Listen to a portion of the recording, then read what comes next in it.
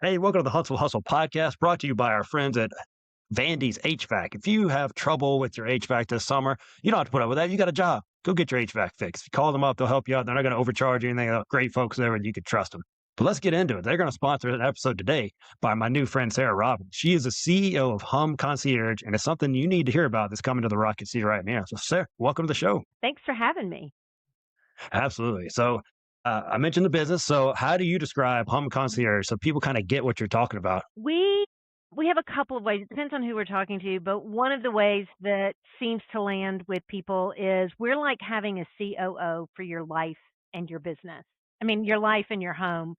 We are a single point of contact for all the things so that you're not.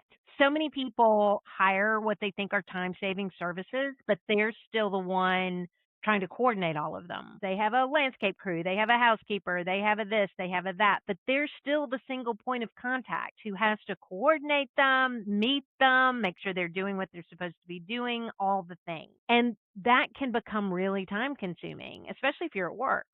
So we take all those calls. We're the single point of contact. You just come home and walking into your house is like exhaling and you're happy to be there. I know some people are nodding their heads as you're saying those things, right? Because they know exactly what you're talking about. When you hire these people to make your life easier, but then you become just a middle manager for all these different services. So, man, there's someone that does that. If you think about it, there's someone that does what you do not want to do, and now you've met one of those people. So, under that umbrella, what are all the services you guys offer? Well, the shorter list is what we don't do. I always say to people, if you don't know whether or not it's something we would do, just ask. And what I mean by that is we've done everything from track down and retrieve a laptop that was left on a Greek island in a hotel that didn't have a 24-hour front desk, didn't even have an answering machine. So we had to track that down and get it shipped. So we do, things like that. We have coordinated the entire process of moving someone from Huntsville to Fairfax, Virginia, meaning we worked with the realtor on the punch list. Then figured out who the movers were going to be. We met the mover. I mean, all the things. So the array is really wide. If you're going from the Greek islands to Fairfax, Virginia, everywhere between, that's pretty wide. So they can help you with all that good stuff right there. So the name is obviously pretty memorable, HUM Concierge. There's got to be a Yep. story behind that. There's absolutely a story. When I was dreaming up this company and I wanted to come up with a name, I was like, well, what do I want our clients' lives to be like when they're using HUM or using my company? I didn't have a name. And I went through a few iterations. And what I finally got to is what I really want my clients' lives to be like. I want their lives to just hum along. There are no blips. There are no surprises, as my brother likes to say, there are no unexpected torpedoes. But hum also means that their lives run like a well-tuned engine, right? That engine just hums. Man, once again, I think people are nodding their head along. That's what I need in my life because there's a lot of torpedoes that are going to come up in your lives right now. And there's people that can smooth those out and avoid those for you. And you just met her. Her name's Sarah, and her has a company. So before you were doing this, you did 20 plus years in the corporate consulting world. What made you decide I'm just ready for a new chapter? Well, it's funny because I thought it was what I was going to be doing for the rest of my life. I mean, I was consulting with companies like Microsoft and Inc. Magazine and small companies that you've never heard of and speaking. I had a whole speaking thing that I did. And about 4 years ago, I was like, something's not right. What's up? And I didn't think it was what I did for a living because I loved that so much. But what I realized was I have two sons. I'm a single mom. I have two sons. And everything I did for work meant me getting on an airplane. I had to go somewhere to do my work, which meant I missed time with them. And time with them is one of my most valued, prized possessions. And I was like, okay, well, I'm just not going to do that. I'm not going to get on airplanes anymore. And I really didn't have a plan for what I was going to do instead.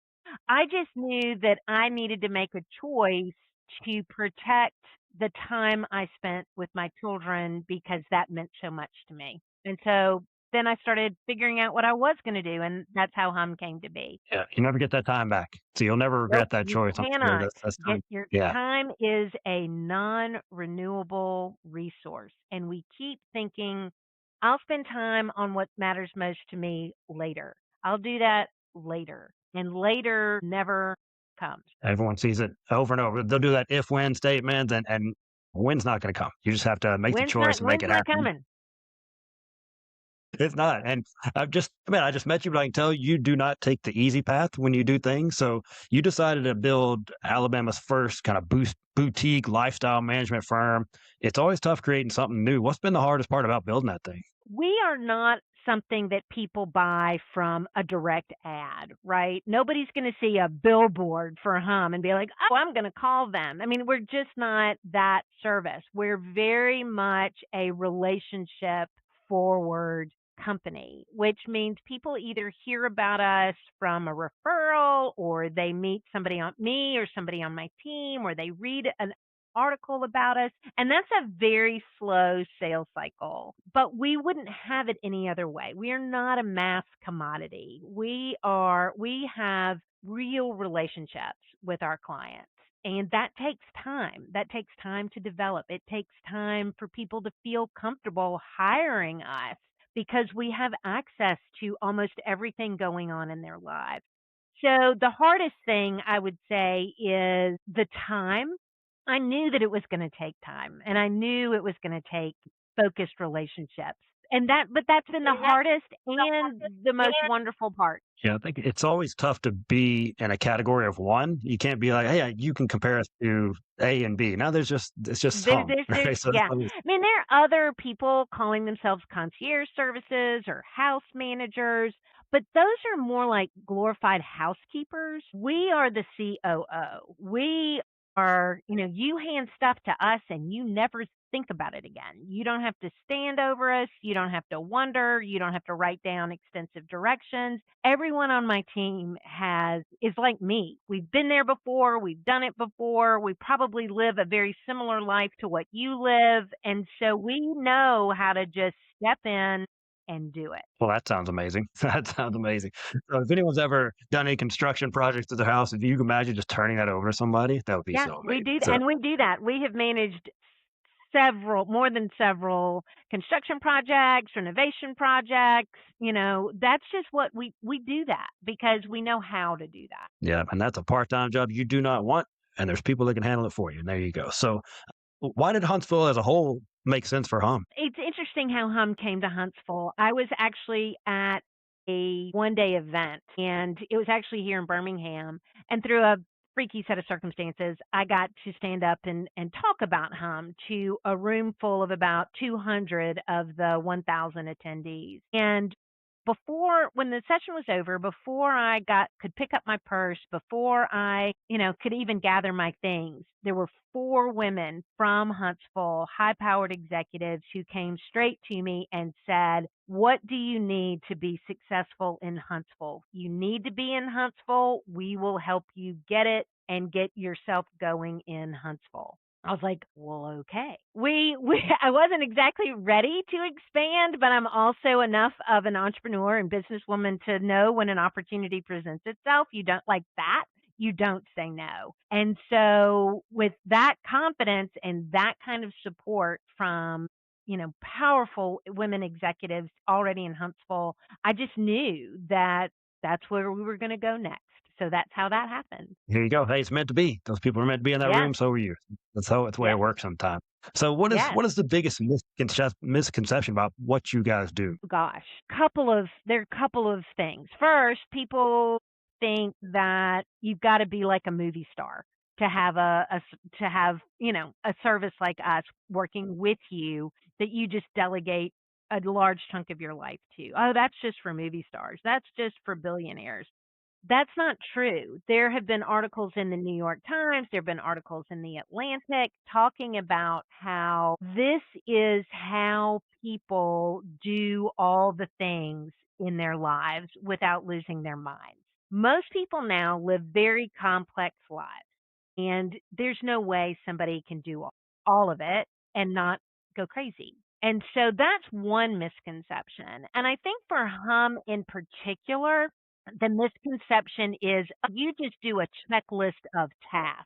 You do housekeeping. Oh, and that's not who we are. We do checklists of tasks, but we're so relationship based that we understand all of your preferences, and the checklist is only part of a project that we're working on for you. And so we're a much bigger player in your life than just a task doer. There you go. That is a big difference right there. So you mentioned a couple things earlier with the Greek island and the laptop, but what's some things that kind of you look back at some of the requests you've had over the years that kind of make you laugh or think, oh man, this is definitely a first. The laptop was definitely we got the call from a client and they're like, "Yeah, we were traveling. He left his laptop." And I'm like, "Oh, this will be easy. We'll call the hotel, no problem." Well, what we didn't know was this hotel operated on the side of a Greek island that operates like it's 1940. No answering machine, no 24-hour desk. I finally get somebody on the phone and they're like, "Oh, yes, we have the laptop." I'm like, "Great. Can you just pop that into a DHL envelope and ship it?" Dead silence on the other end of the phone. "We don't have DHL envelopes." I'm like, "Okay. Well, the next time DHL comes, could he bring envelopes? I mean, when will he come next?" Silence on the other end of the phone. "When he comes?" I'm like, "Okay, this is what we're dealing with. All right. Got it." So I'm on the phone with DHL in New York. I'm on the phone with DHL in Athens, and just trying to get the very basics covered. And about 8 weeks into the project, the client calls and says, "It's here." And I'm like, "Really?" Because according to all of my intel, it's still in Athens. So but those are the kinds of projects we just know how to be persistent, who to call. We're not calling the client saying we can't. We just figure it out. Do you know how just those open tabs you have in your life like that? That'd be so nice just to turn that over right there, just where you can't Yeah, have to focus on this. Well, there's multiple moving parts and not being on the phone. I just hate being on the phone. Can't stand being on it's on so hold. time consuming. Just coordinating a move. I'm like, movers must not want business because just getting movers to call us back so that we can tell them about the client and get an estimate is incredibly time consuming. You don't want that. You don't want it's bad enough moving. You don't want that. Nobody wants So to do that. so you do work with a lot of high performing people. Is there something they struggle with behind closed doors that a lot of people wouldn't even think about? Yeah, it surprised me actually, and I'm used to, that's where I worked. I worked in the C-suite. I worked with those with, high performing executives. One of the things that really surprised me when I started talking about Hum as a concept is they have as much trouble asking for help and accepting help as the rest of us. You would think they'd be like, "Oh, yeah, here, great, take it." They still struggle with the idea that they should be able to do it all, just like everybody else. And so that was a real surprise to me. Yeah, you would think someone that running these big companies used to delegating and telling people what to do would ask for help, but there are also those type A people that's like, I can handle it until they I've can't. got it. I can do it. And especially women. I mean, no offense, but especially women, we tend to really run ourselves into the ground trying to prove that we can do it all, and we can do it all, just not all at the same time. Yeah, you also get to work with a lot of people across the board. And is there one kind of time leak that a lot of people have that's just quietly draining through their lives right now? I would say it's not quietly draining. It's eating probably, if they timed it, they'd be astonished at how much doom scrolling is Oh, eating their life.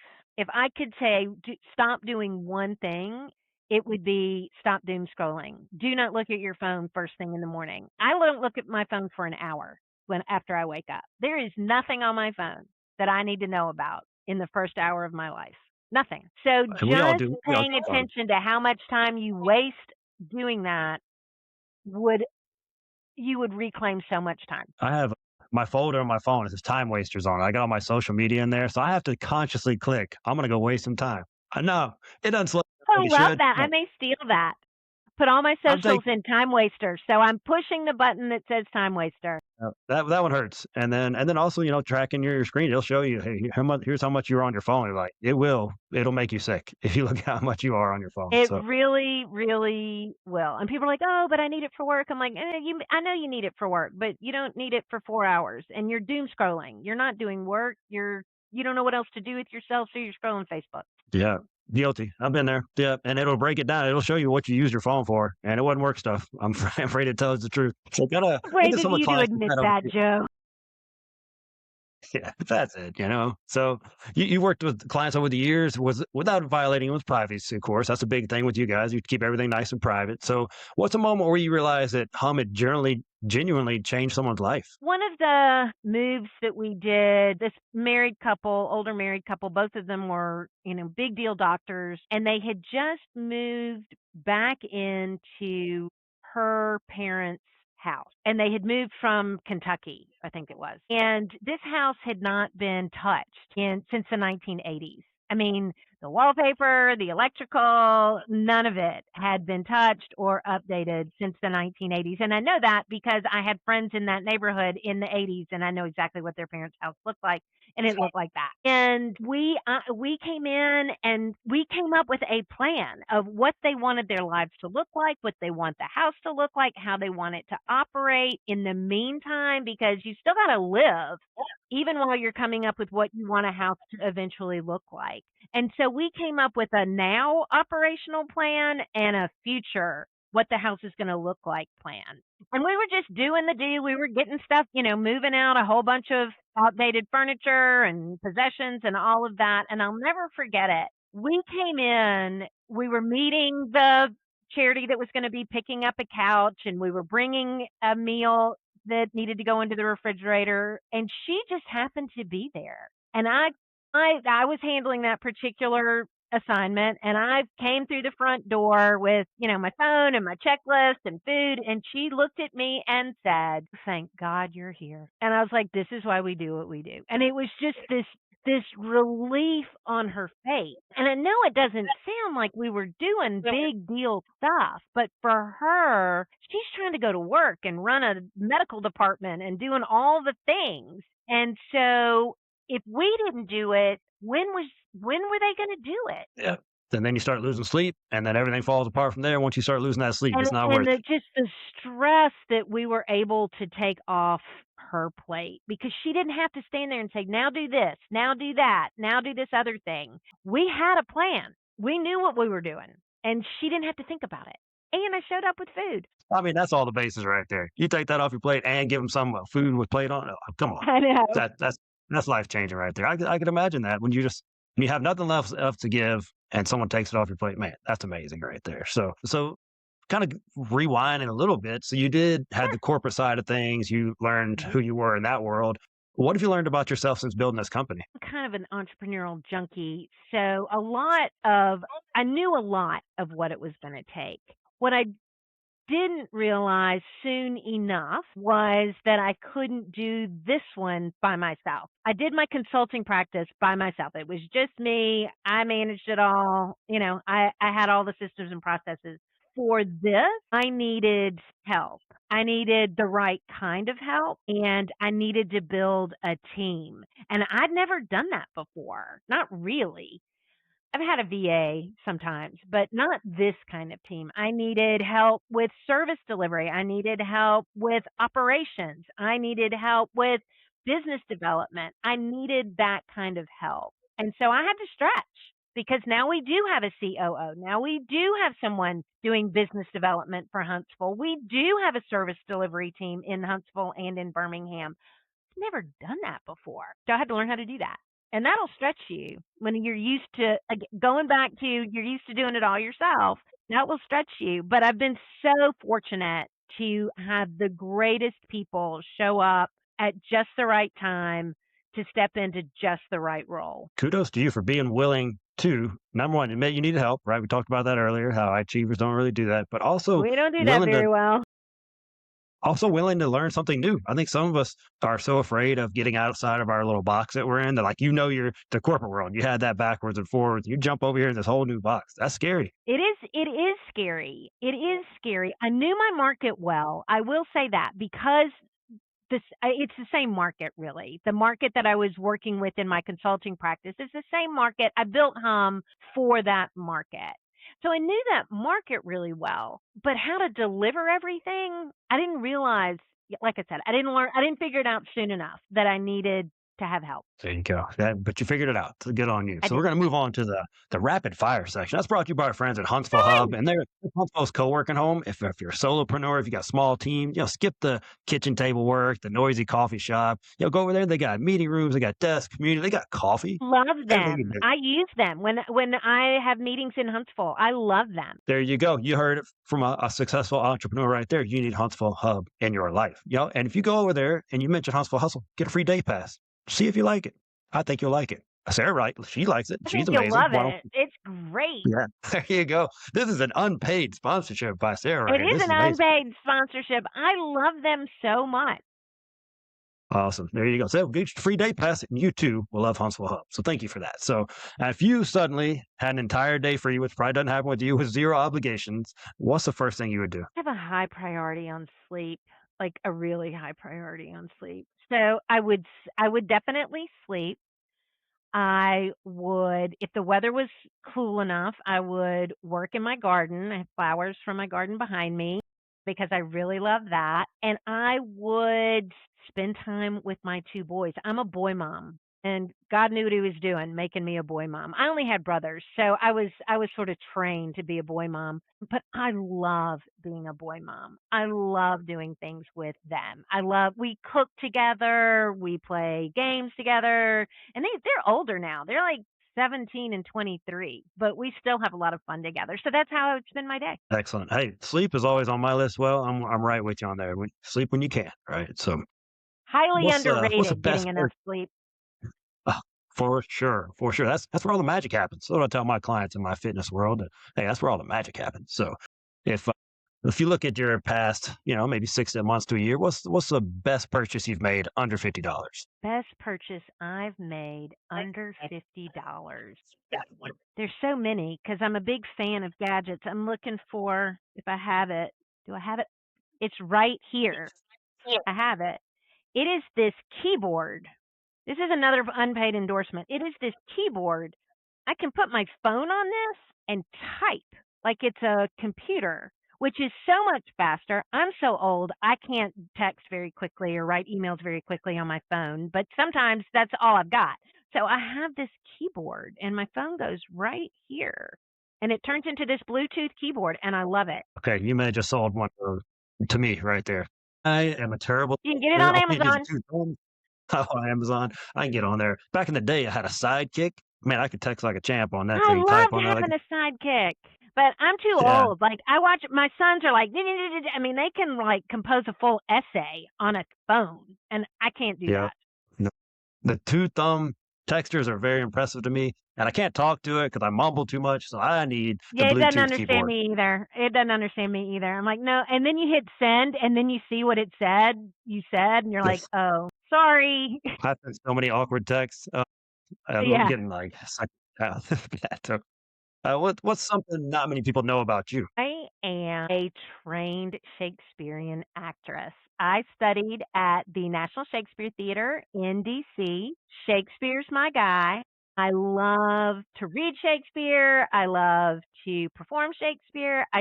Yeah, I love Shakespeare. And that's totally geeky, and I know that, but I love it.